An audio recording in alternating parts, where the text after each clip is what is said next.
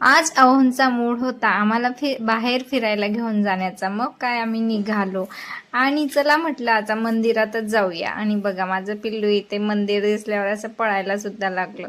सर्वात अगोदर त्यांनी भोले बाबाचा जय केला. आता हे सगळं त्याला सांगायची गरज पडत नाही, तो ऑटोमॅटिक हे सगळं शिकला.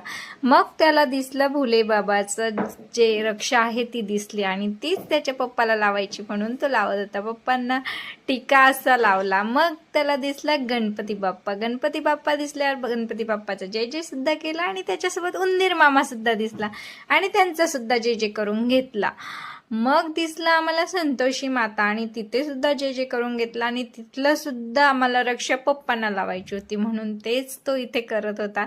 ज्या ज्या ठिकाणी दिसत होतं ते सर्व असं करत होता. मग गेलो विठ्ठल रुक्माईचं दर्शन घेतलं आणि परत त्याला इथं हे सुद्धा रक्षा दिसली, ते त्यांनी लावून घेतली. मग भोले बाबाचा जवळून दर्शन घेतल्याशिवाय आम्हाला दर्शन घेतल्यासारखं वाटत नाही.